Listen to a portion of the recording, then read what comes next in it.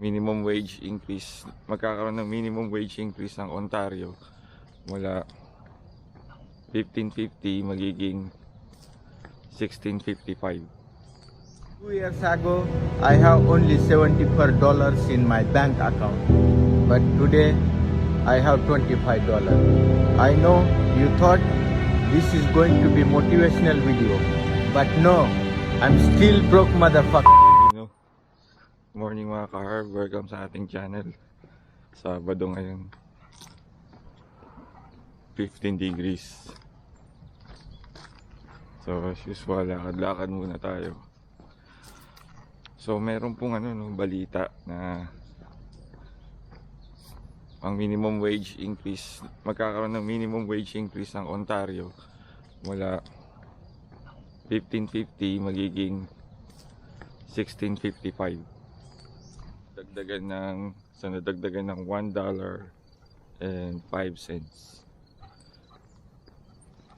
Kasi po dahil po sa inflation at saka patuloy na pagtaas ng cost of living dito sa Canada. So kung tatanungin niyo po ako, yung minimum wage na 16.55, kaya bang mag-survive dito sa Canada? Kung uupa ka po ng kwarto,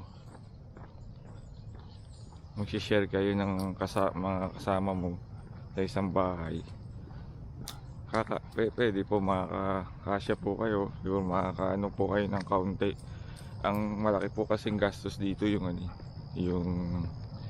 renta ng apartment. Say po sa 16.55, siguro po mga approximate lang po, ang makukuha nyo po doon ay mga nasa 1.2 for 2 weeks, sorry. Tapos 80 hours po yun. So kinakalculate ko lang po ng, let's say, sa 2 weeks magkano yung take home mo. So nasa 1.1 to 1.2 po. Nabawasan na po ng tax yun . So 1.2 po per 2 weeks. Ang room, let's say average natin na maswerte na po kayo sa 500 ang isang room, 500 to 600. So 700 na lang sa 1.2. Pagkain, grocery nyo po, tapos transportation, kung magko-commute po kayo, 100 yata na ngayon ang pass sa Montreal.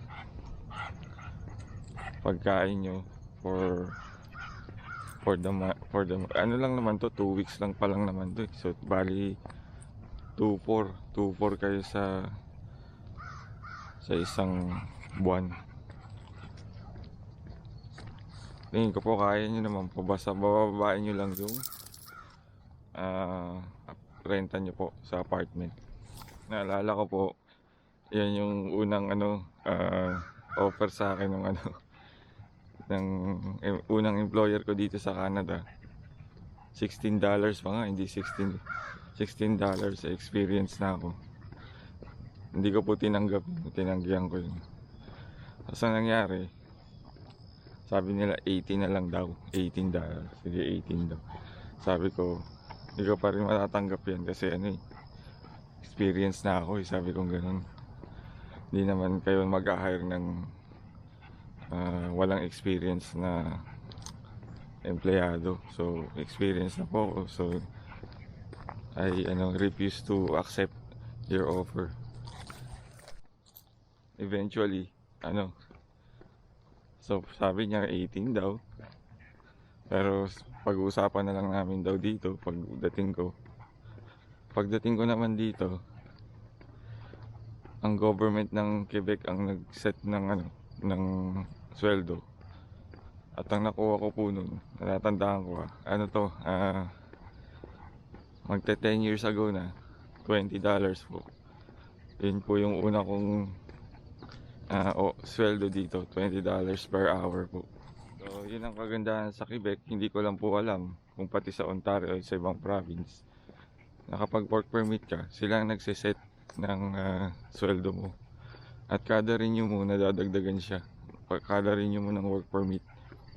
Hindi ko lang po alam kung ngayon ay applicable pa rin po itong salary setup para sa mga work permit. So yung minimum wage ka rito, kaya mo po yun. Kaya mo na mag-survive at makapagpadala pa sa Pilipinas. Basta pababain mo lang yung expenses mo. Yung apartment, pagkain, tapos bawasan mo na luho, syempre.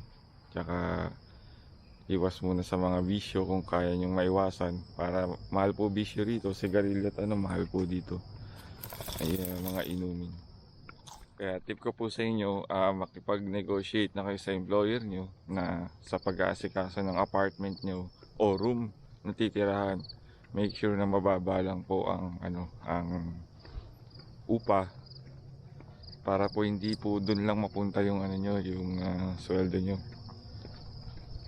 Basta po lagi kong tip sa inyo, pababaan nyo lagi expenses nyo, lalo na yung sa apartment po. Pag nag-uumpisa kayo. Ako, ang upa ko nun buong apartment na 375 po mga ka-herb. Way back 10 years ago. $375. Napakababa po. Wala na po ngayon ganun.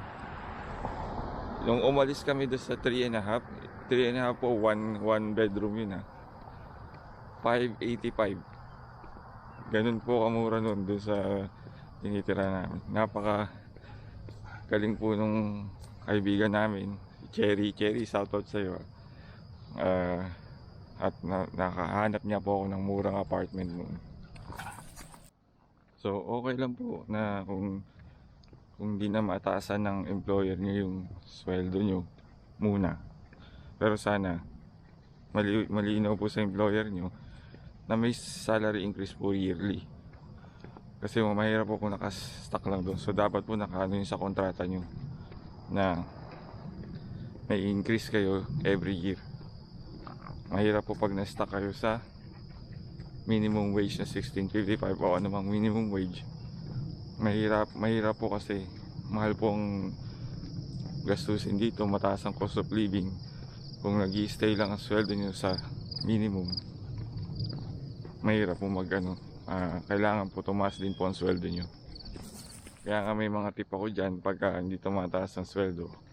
Meron po akong ginawang vlog para dyan. Mga ginawa ko ring diskarte para mapataas ko yung sweldo ko dito sa Canada. So yun po 10 years na po tayo dito, sa mga magte 10 years na po next year sa January, sa mga bago pa lang po sa channel natin. At marami po tayong ups and down dito. Nag-aaral po. Ngayon nga po, nag-resign na ako. Iano kayo sa vlog ko. May vlog po tayo dyan. Inaayos ko lang. Nag-resign po ako. Wala na po akong trabaho. Tsaka yung misis ko, na-lay off siya. Dahil naman po sa meron tayong prinsipyo na inaalagaan. At ayaw natin na magtrabaho sa toxic na company. So may istorya din po tayo yan sa mga pangyayari sa workplace namin. Pero yung nag-resign ako, may video po ako doon, abangan nyo na lang po kung anong mga nangyari, kung bakit ako nag-resign sa pinagtatrabahoan ko po. So yun muna po